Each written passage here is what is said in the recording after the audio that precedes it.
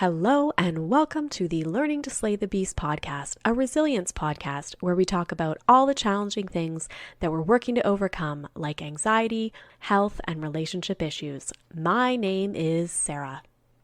Welcome to another episode of the Learning to Slay the Beast podcast. You may have noticed that I've been starting to release episodes sometimes every 2 weeks.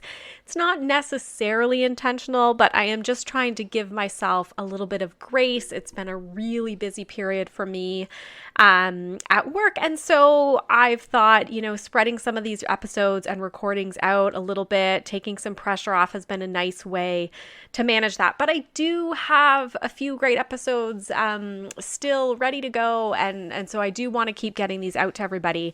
So today is no exception. I am super excited to share this interview that I did recently with Sam Gwaz. Sam is a virtual coach. She has a BS in nutrition and an MS in kinesiology and sports nutrition.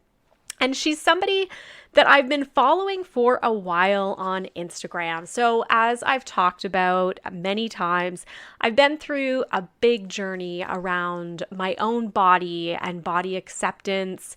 And I went through a huge weight loss journey and fitness journey, really, and focused everything on that for quite some time. And then when the pandemic hit, I really was reassessing, the amount of time I was putting into certain things and sort of my rigidity around food. And I've been working with my therapist on all of that. And so coming across Sam and some of her teachings on Instagram and understanding a little bit more about what she's doing and how she melds her love for fitness, which I also have, with her love for food, which I also have, and really brings down that focus on rigidity that we see so much when somebody is into fitness and food, right?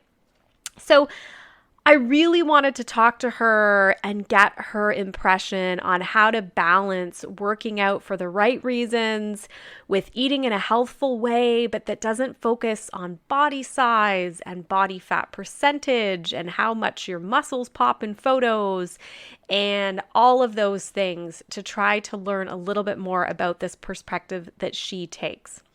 So Sam has been putting great vibes out into the world on Instagram in particular, where she shows her tough workouts. She shows how she hits her protein goals. She loves a collagen coffee.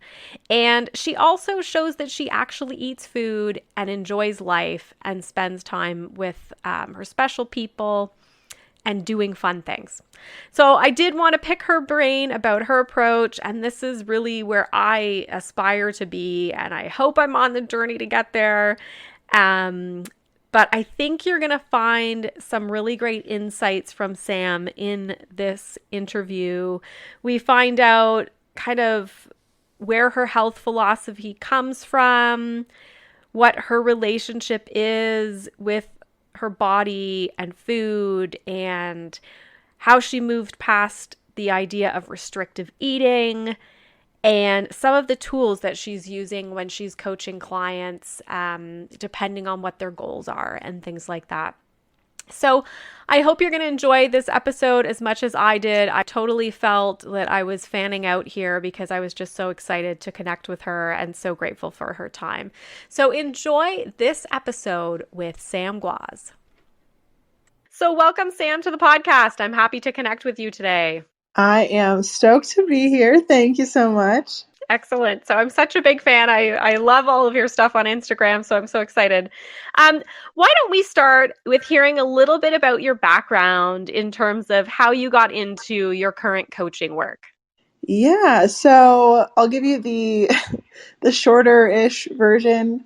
I really feel like my passion and interest in health, fitness, nutrition, exercise came from a really active childhood. I was always playing sports and ultimately always trying to lose weight. Since I was, 8, 9 years old, was always trying to be thinner. And while I was obsessed with fitness and nutrition, I was also obsessed with looking a certain way. And I really pivoted into that field, getting my undergrad degree in nutritional science, dietetics, my master's in kinesiology and sport nutrition. And falling in love with bodybuilding too was a big part of kind of my educational background. I started coaching mostly in the context of body transformations because that was something that I had experienced and felt really empowered by in that moment. But the lack of sustainability really drove me crazy and ultimately allowed me to pivot into the kind of coaching that I provide now, which is much more all encompassing. It's not just about the way that you look, it's also about the way that you feel and the other aspects of life that contribute to this larger picture of fulfillment and happiness and confidence, which is not just the way that you look, it's not just the way that you feel, it's your mental health, it's your relationships with other people, it's your job, it's your career, it's all of these other things that are so important that I never want my clients or really anyone to sacrifice in the pursuit of looking a certain way. Yeah, absolutely. That makes so much sense. And yeah, I've kind of went through something similar in terms of, a transformation and then struggling with the sustainability part. So yeah, I can totally understand where you're coming from there. So what would you say is sort of the difference between your health philosophy and then some of the others that we run into, kind of like diet culture focused, and how has it really changed? I think the biggest difference for me that I see now and that I've kind of experienced over the last couple of years is, and something that I experienced when I was younger as well, is like really fixating on your insecurities and making that the driving force for what you choose to do. So for most of my life, I chose to exercise and eat a certain way because of my insecurities. I hated my body.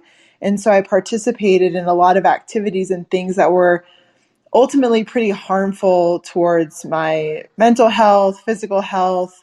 Like I was really desperate to look a certain way. And so the way I viewed exercise and nutrition was in that context. However, now exercising the way that I choose to fuel my body and eat has a lot more to do with choosing to love my body and to take care of it. And I think, in contrast, and a lot of times due to the fact that I mistreated myself for so long, I feel so much more compelled to take care of myself now because of that.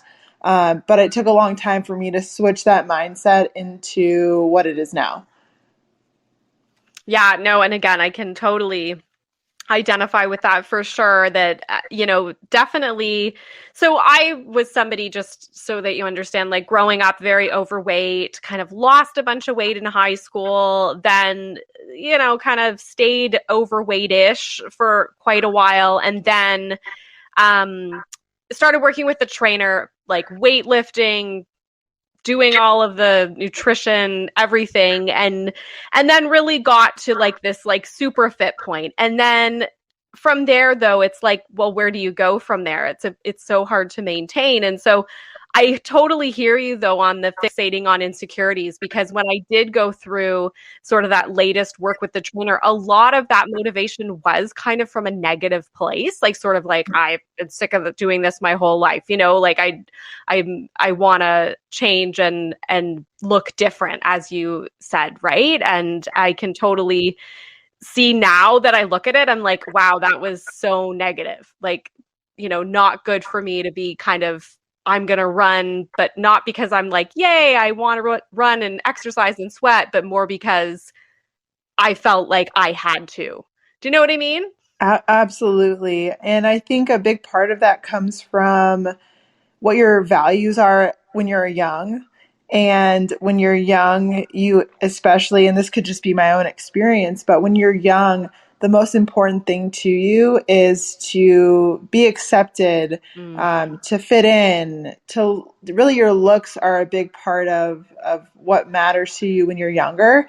And Mm-hmm. not to say that they stop mattering to you as you get older, but I think that as you grow older, you develop so many other values and appreciations for other things in life that trump the way that you look, if that kind of makes sense. Yeah. At least that's the journey that I've kind of been on, and what's helped me disassociate so strongly with my outside body, like the way that I look and the value that I provide as just like a human being. Yes, yeah, that you're not, yeah, your sum of your whole is not what you look like. Exactly. That makes so much sense. And I think one of the things that's so tricky, because I'm sort of on this journey now to pick apart, like, well, I do value exercise and I do value, food that is nourishing to me. There are certain things that I ate when I was cutting weight, let's Mm-hmm. say, that I still actually enjoy, right? And Yeah. so it's really hard when you're continuing to eat to sort of tease that apart. Do you know what I mean? Like, and I still want to be active, but then it's like making that mindset switch, as you said, in terms of, well, being active for the right reasons, like I want to spend time with friends and family in an active way, or I do enjoy weightlifting, I do enjoy running to an extent, right? Like, um, and it's hard to kind of bring that all together. So how have you done that? How have you made that mindset switch to kind of something that's more self-loving, I guess I would say? Yeah, it's really interesting that you bring up enjoying things that you did when you were actively pursuing weight loss, or you were actively really just only caring about the way that you looked on the outside. Because I went through, and I still tend to struggle sometimes with the idea of XYZ is one thing. This food is a diet food, this food is a bad food, or it's a food that's going to lead to weight gain, right? It's this black and white thinking that I used to, and sometimes still do, participate in, where, this one thing is one way. And that's how I looked at exercise. That's how I looked at certain foods. That's how I looked at a lot of, like, even myself. Like, oh, if I wasn't following this specific plan, then I was gaining weight. If I wasn't actively trying to lose weight, then I was, falling off course, or, however you want to phrase it. And that black or white thinking was really harmful. And I think it can be really harmful, because when I was really trying to focus more so on my mental health, alleviating myself from this constant desire to change the way that I looked, and really try and like fix my behaviors to be happier and less concerned with the way that I looked, and constantly fixated on that. And a big, I think, thing that helped me was looking at things from like a different perspective of, like, instead of like, these foods, I only ate with them when I was dieting. Well, I actually really enjoyed a lot of those things, a lot of those meals that I was eating, even though my goal at the time was weight loss, or even though, whatever my goal was at the time, it doesn't mean that that specific food was the root of weight loss, right? Like, I can still implement a variety of different things, even habits that I was consistent with when, I was trying to lose weight, or in the depths of my eating disorder. Just because I was doing those things and mentally I was unwell doesn't mean that when I'm mentally well, I can't incorporate those things and lead a perfectly happy and healthy life. Okay, that makes so much sense. That, yeah, it's really about the mindset of it. It's not Right. about the specific kind of activity or food or what have you. So I guess, kind of a broader question though is like, why do you think so many of us do struggle with this relationship between kind of our body and our behaviors? Like, do you think it's kind of a culture thing, or do you think like certain people are more suspect to it, I guess, than others? You did mention the acceptance thing as well. Do you think that that's part of it? I think it's a little bit of everything. I mean, we're such a diverse group of people on this planet, and it's funny that a lot of us struggle with the same things, right? We're all so very different, and yet we all, in some way, shape, or form, typically struggle with some kind of insecurity. I think the way that we grow up, the values that are instilled in us, whether it be from, you know, like movies or TV or your family or, at school, like we're instilled with all these values. And one thing that we're not taught, and this is something that I think would be so valuable, and I think there's a wide spectrum of things that are so valuable that we're not taught at a young age, is like how to take care of yourself, how to love yourself, how to embrace a healthy lifestyle, how to embrace health at any size, how to fuel your body, how to take care of your body through activity, and why. Like, why are we participating in physical education, well, quote unquote education, as kids, right? I don't think we're given enough respect almost at a young age to understand these concepts that are going to carry us through the rest of our life. I mean, again, like there's a lot of topics that I think could be covered at a younger age or even just in high school that are so valuable but are not a part of the curriculum. And so we're left with this value system, not a whole lot of education in how to take care of ourselves mentally, physically, and so on. And there's just this huge gap in understanding that we have to, try and bridge on our own, and through a bunch of trial and error, hopefully get there. Yeah, that's a great point. Like we're sort of given this food guide or whatever in health class, and that's about it. There's no, self care or mental health piece that goes along with it, or here's maybe how to navigate some of this. And probably because so many of the world doesn't have it figured out, I could imagine too, right? Right. So, something that I really struggled with when I was doing a lot of weightlifting, and honestly my whole life, even when I was heavier, and so you would never know it to look at me, but was restrictive eating, right? Like often being on sort of like a cycle of really restricting and then binging. And that's something that I'm really working to break now, is sort of this like scarcity mindset, I guess, around food. I wondered if that's something that you experienced as well. And then if so, like how did you move past? Yeah, I've struggled in a lot of different areas with food. I've experienced times where I wasn't eating at all. I've experienced times where I was using exercise to accommodate for eating. So I was trying to exercise as much as I was eating. I've tried being vegan, which was very limiting in the nutrients I was able to consume. I've had an eating disorder where I would eat a lot of food and then I would force myself to purge. I would eat foods and immediately, due to like that binging and purging, I would immediately feel like anything I ate shouldn't be there. So I've struggled a lot mentally with food and my relationship with it and my relationship with my body and how it responded to food. And a lot of what I experienced was obviously, a mental health issue. It wasn't something that necessarily was true, right? I was living in a false reality where 1 plus 1 equals, whatever number I created it to be, right?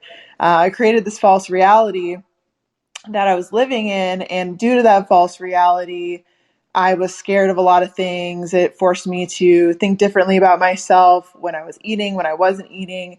And in order to move past that, I had to like almost do the things that scared me and really sit with them and participate in this quote unquote experiment of, okay, if I eat this and I don't throw up, what happens?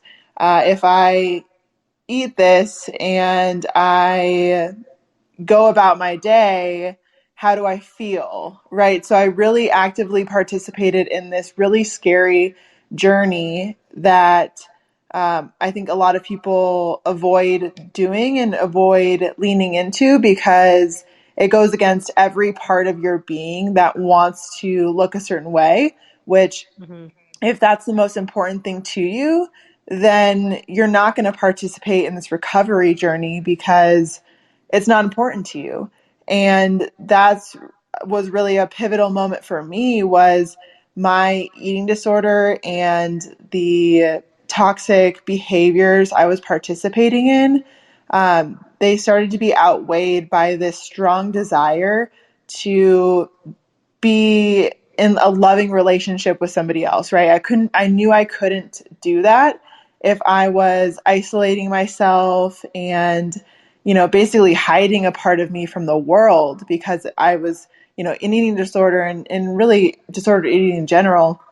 It's not something that is so openly talked about all the time, whether it's in a committed relationship with friends, even sometimes just with a therapist. Like, it's a really embarrassing thing sometimes, I think, to divulge in another person. So if I wanted to be in a, committed, loving relationship, I knew I needed to take care of myself first so that I could be proud of myself and feel like I wasn't being controlled by something else. I wanted to be more in control of, a healthier body and mindset, so that I could live the life that I ultimately wanted. So that desire for that life that I wanted started to outweigh this toxic and, kind of crazy lifestyle that I was living. And that was really the big transitioning point for me, was realizing that other things were more important than living in this kind of eating disordered reality. That is really great. Honestly, that makes so much sense because that was something that I actually, the flip side is what I was telling myself when I was kind of in the throes of training and, restrictive eating and all those things, was that my desire to look good was the biggest thing, right? And so to flip it the other way and say, no, it's actually more than just a size or what you're perceiving to look good, but it's about having the lifestyle that you want too, like being able to participate in life and not having it hold you back. I think that makes a lot of sense. Yeah, and I think one thing that really resonated, and I couldn't tell you where this came from, but sometimes you pick up on a phrase or a lesson from somebody else. You hear it once or you see it on TV, whatever, and it really resonates with you. And one thing that resonated with me at the time was this idea of creating a priority list. List Mm. out all of the things that are important to you and order them, 1 to 10, one to whatever, what's the most important thing. And you'll find that, and maybe you don't, but your actions should reflect that list. So Mm. if the most important thing to me is to take care of my dog, well, then she's going to be number one on the list. And if someone asks me, hey, you want to go out for a drink, but I know my dog's sitting at home and she hasn't been outside for 6 hours, then I'm not going to go do that because I need to go take care of my dog who's been sitting at home for, who knows how long, and she needs to be let out, fed, whatever. Um, or if my number one priority is to take care of my health and well-being, then I'm going to make decisions that cater to that priority list that I have. It kind of makes your decision making a little bit easier. It doesn't necessarily mean that's intuitively the action you're going to want to lean into. But if you have that set of like, these are my priorities listed, top to bottom, most important, least important, then that makes your decision making a little bit more clear as to, okay, if I'm addressed with a option of this or that, then I know which direction I'm going to lean because I have this priority list as a guide for me. Mm-hmm. Mm-hmm. Yeah, that makes sense for sure. Um, do you find, and I don't know if you've seen this with some of your clients though, that have maybe said, yeah, okay, I'm going to make these changes. I'm healing my relationship with food and exercise, and I want to not be focused on what you're looking like or my weight and things like that, and more focused on, yeah, the priorities, like what you're talking about.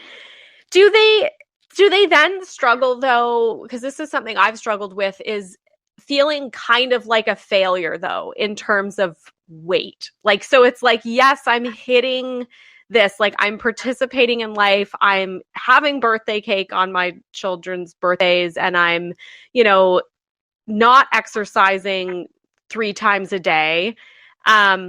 Which are things that in my recovery have, seemed like things that I need to change. But then, you're still, I feel like I'm still constantly justifying to people and saying like, but I'm doing this for a reason. And sort of feeling that judgment. Have you heard that from anybody? I don't know if I'm making sense at all. Yeah, no, you absolutely do. I think, we live in a culture that really elevates people when they lose weight and looks down on them when they gain weight. That's just kind of the social construct that we kind of live in these days. And I think it's hard mentally for anyone to think positively when engaging in weight gain or any type of, change that isn't getting smaller. I think that's a huge issue. But I also think it's important to recognize that when you're trying to change the way that you look at something, it's almost like trying to change, let's say, because you're a weightlifter, it's like saying, oh, my form for my deadlift is incorrect, but I've been doing it this way for 10 years.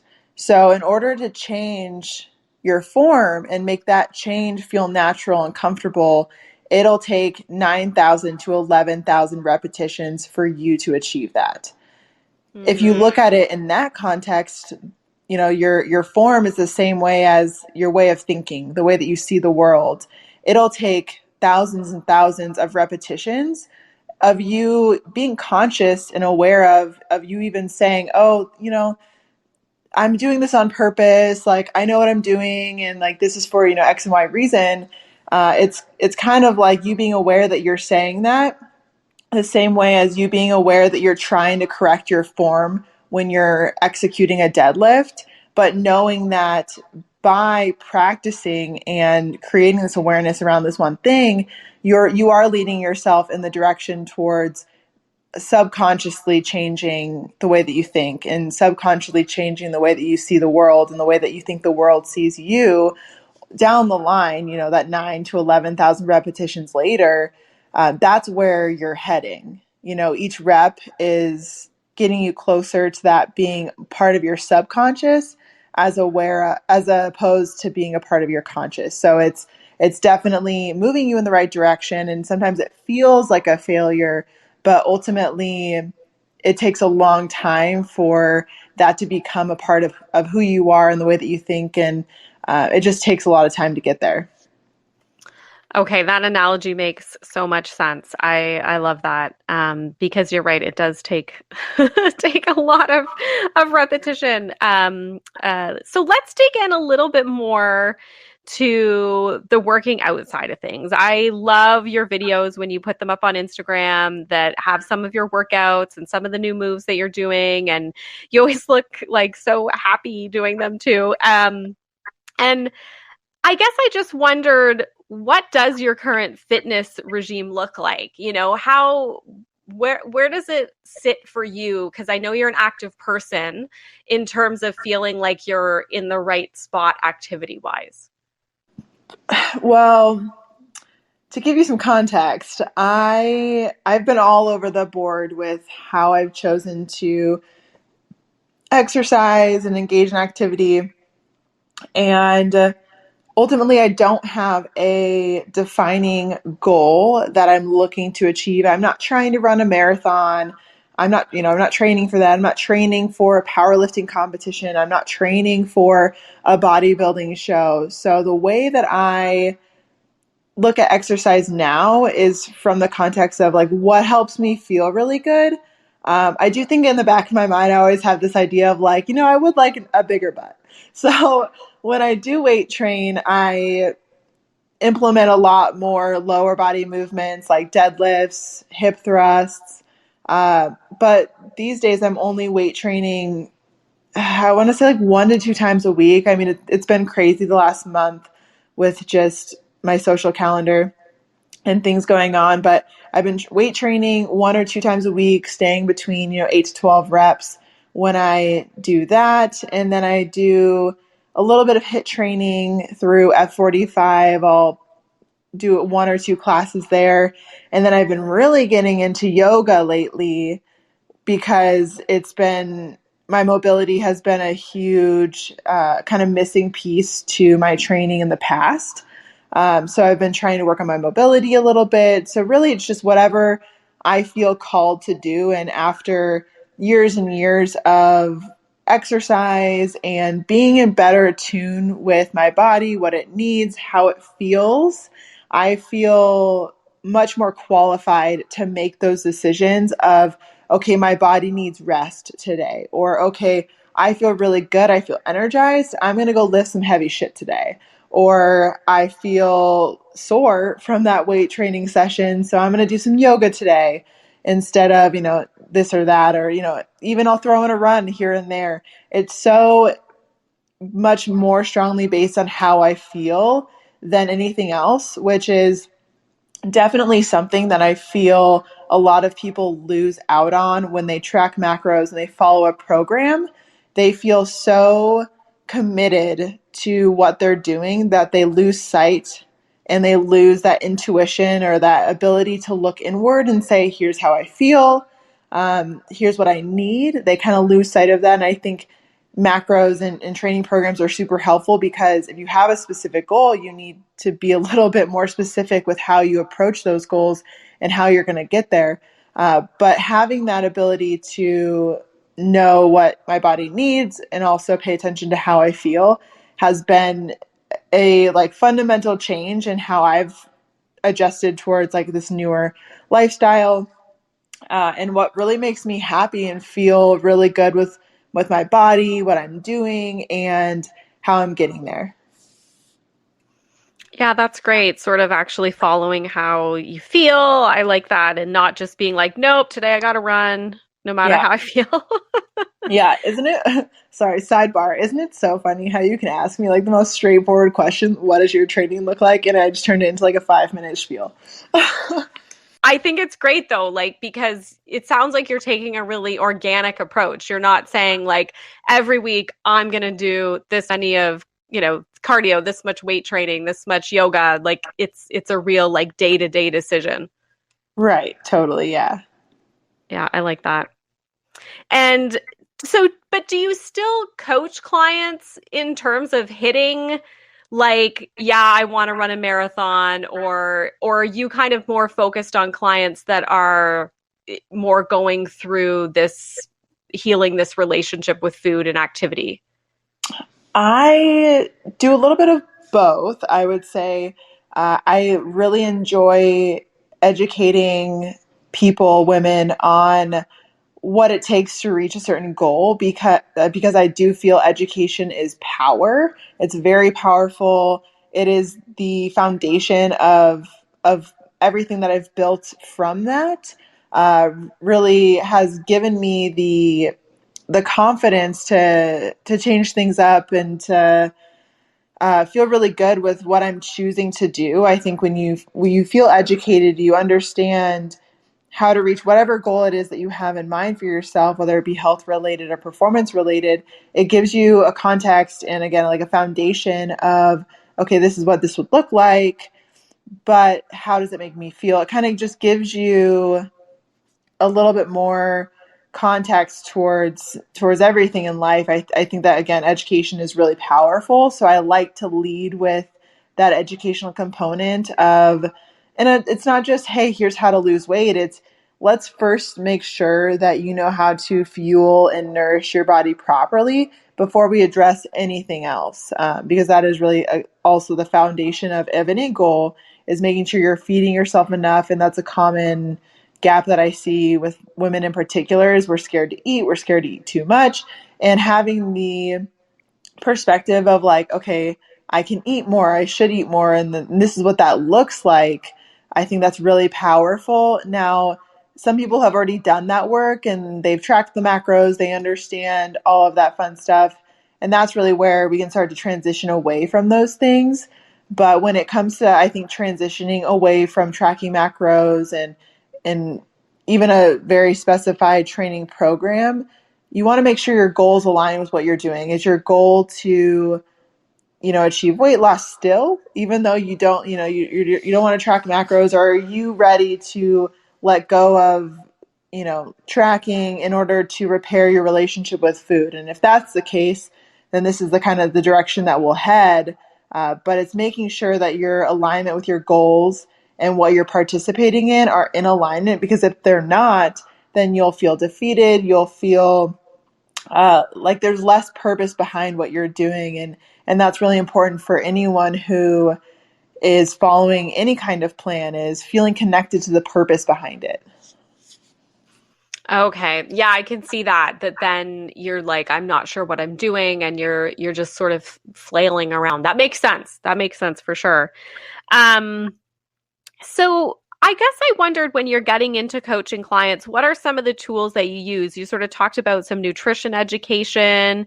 Are you also, coming up with like training ideas and things like that, or recipes, or anything else even beyond that, like mental health wise, that you're helping clients and giving them in terms of ways to move? Yeah, so I created a group coaching program where I provide daily, Monday through Friday, journal prompts that have a lot to do with understanding really who you are, why you are the way that you are, and who you want to be, what kind of person you want to be, not just what you want to look like. Like I said earlier, focusing just on nutrition and exercise got me absolutely nowhere in terms of sustainability. So I want to incorporate as many aspects outside of that as possible. So we have daily journal prompts. I do weekly Zoom coaching calls. It's very lecture style. Very reminiscent from when I was in grad school or I was an undergrad. I want to basically deliver all of the information, the education that I had through my formal education and afterward with my experience of, here's kind of like the bread and butter, here's the meat and the potatoes of all the information that's helped me better understand my body, just everything. So I kind of go off into tangents about nutrition. We talk about diet cycling. We talk about training for different goals. So rep ranges and energy pathways. And then we go into supplements, like health supplements versus performance supplements, what works, what doesn't work, fad diets, things like that. And then just kind of bring it all together in a review of, okay, here's everything we went through. Here's how you can apply it. Here's how you can apply it to yourself. Here's how you can apply it to other people. And in between all of those different weekly Zoom coaching calls, I do check-ins with them where I give them homework after the Zoom coaching call, and the homework helps bring all of the information and helps them apply it to themselves so that I can make sure that they understand everything that I'm saying, that they know how to apply it and how it can benefit them or other people that they maybe want to work with as well. That sounds so helpful, especially the education pieces and sharing, some of how you've interpreted things in your own life. I think that sounds great. Um, and so I guess one of the things I'm thinking of is just how confusing it is in terms of where people should be. I mean, even when I was going through my last health transformation, or whatever we want to call it, I was really focused on, from my trainer, 5 little meals a day. We were doing protein based at every single meal, a little bit of carbs in the morning, and then heavy protein, and focused on sort of sustained eating. But then since then, I've seen so many trends come across. Like, we've seen keto, we've seen intermittent fasting just generally, that's like, full day fasting, and things all over the place. And I think people get to the point where they're like, I don't know if I'm supposed to eat, if I'm supposed to not really eat, and so confused. So I wondered if there are any health philosophies, and this even leads into like the health at every size conversation as well, where we're really just looking at, well, what's right for my body, and looking at more intuitive eating and the healing relationship with food. But are there certain areas of thinking that you draw upon, I guess, as you're putting together this curriculum, or what is sort of the basis that you're finding really ringing true with you now? Yeah, so the position I take with my coaching is very science research based. I don't provide any, like, if I was on keto, I would certainly not be advertising keto because it is not for everybody. I'm not on keto, so that is irrelevant. But I come from a very science-based background, and that's the front that I want to always lead with is here's what the science says, and here's how you can apply it to yourself. I think when it comes to different fad diets like keto, intermittent fasting, and I'm sure people would love to argue with me that those aren't fad diets, but they kind of are. And the biggest, I guess, if you're looking at all of those as a whole and you're asking yourself, why does this work? Or will this work for me? If you're looking at a list of all of them, starting with keto works because you're in a calorie deficit. You're creating restriction around something that's allowing you to be in a caloric deficit. Intermittent fasting works because also you're restricting the amount of time that you can eat. And it only works if you're in a calorie deficit. There's no magic behind either of those or any specific diet that you're on beyond the fact that you're creating restrictions, allowing yourself to be in a calorie deficit. Just because you eat more fat doesn't mean you burn more fat necessarily. And same thing with intermittent fasting. Your body doesn't really burn more fat or lead you closer to your goals faster simply because you're restricting your calorie intake window.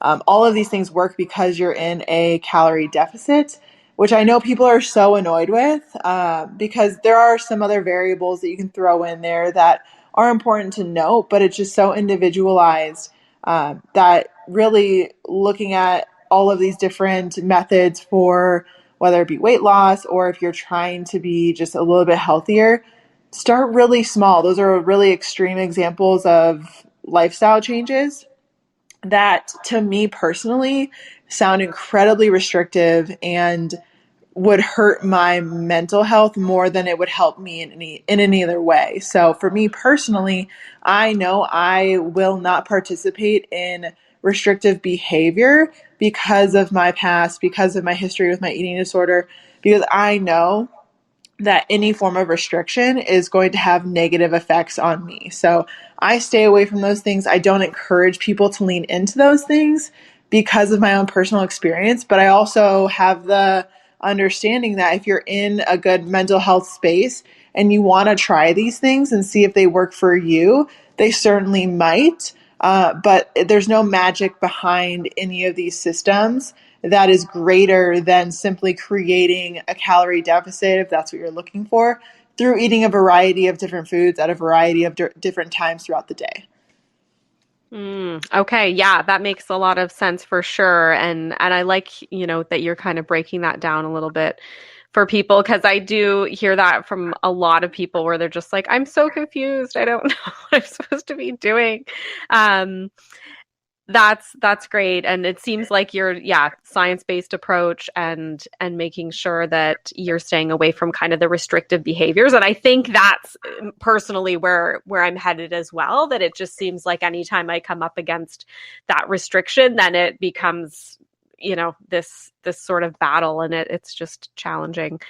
So I wondered before we wrap up, if there are any other tools or advice or even anything else about your coaching that you want to mention for listeners. Uh, let's see. I don't know. I mean, there's so much information out on the internet. It's almost hard for me to advertise, hey, just go on YouTube and look up XYZ. But I think doing a little bit of research, not leaning in towards diet culture, but leaning out of it can be really helpful. Listening to, podcast or YouTube videos talking about health at any size. Hey, the Haze movement. I think that's can be really empowering. Mm-hmm. There's so much educational material out there that it's free and it's available. I think just spending a little bit of time, even if it's 2 to 5 minutes a day, looking for a new perspective, because as I mentioned earlier, all it takes is one train of thought or one piece of information to flip a switch in your mind, and it really can help resonate with you and help you open your eyes to something different than maybe you've been exposed to your whole life.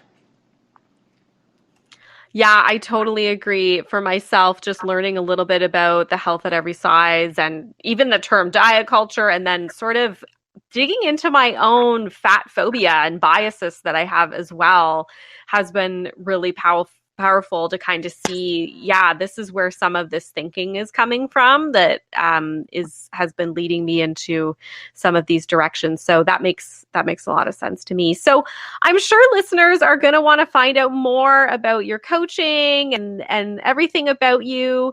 How can they do that? Where are the best places online, social media, and all the places?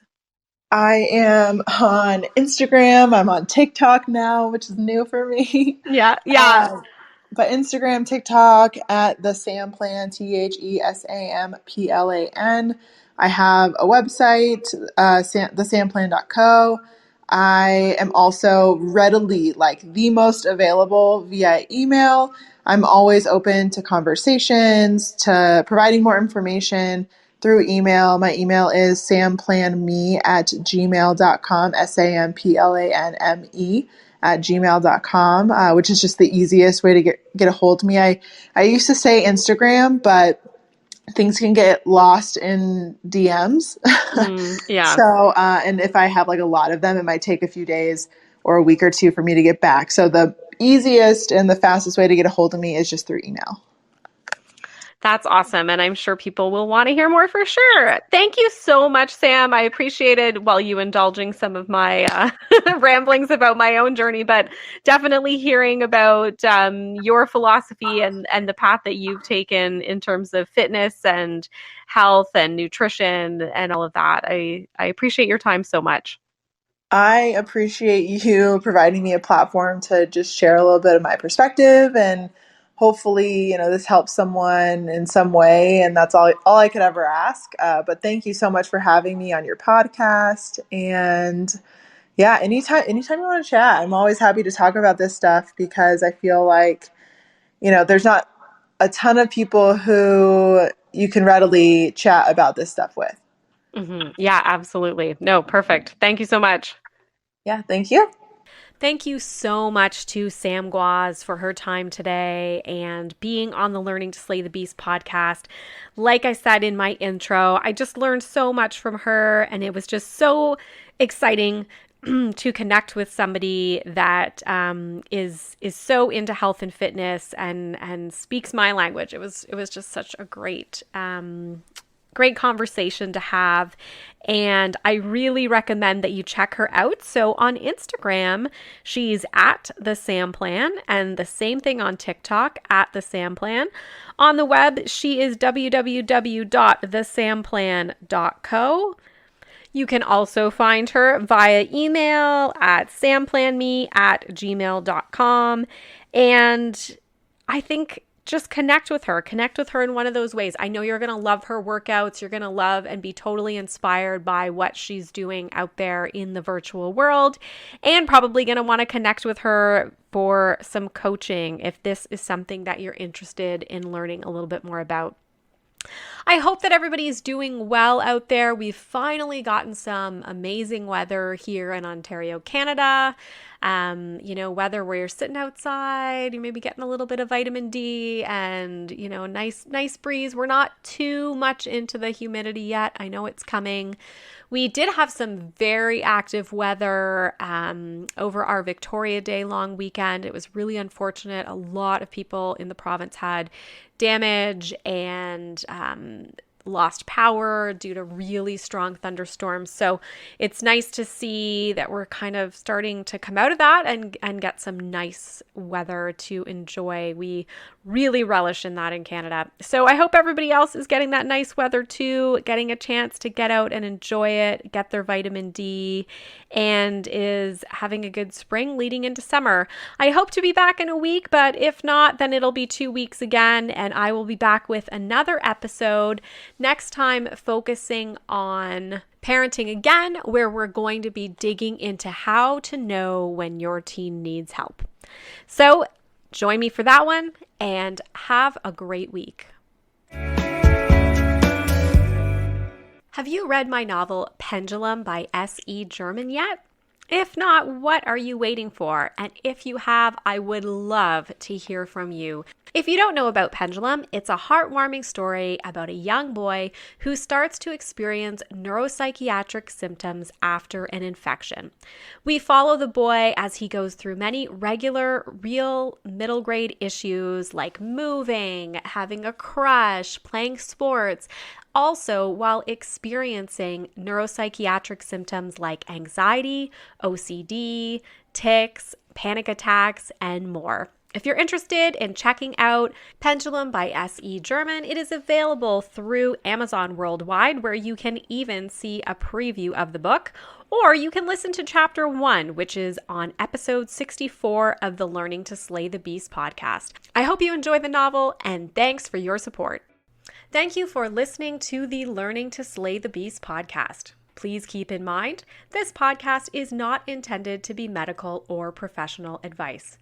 If you'd like to hear more from me, you can follow me on social media, Instagram and TikTok at Sarah Lady Gluten, or Facebook, Sarah_gluten-free lady. You can also visit my website, which includes author information, speaking information, and more info on the podcast at www.se-german.com.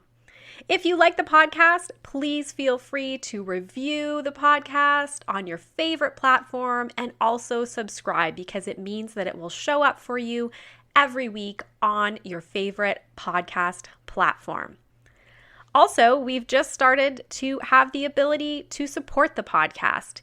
You can find this link in my Instagram bio or visit Ko-fi, ko-fi.com/learning to slay the beasts. Thanks again for listening, and have a great week.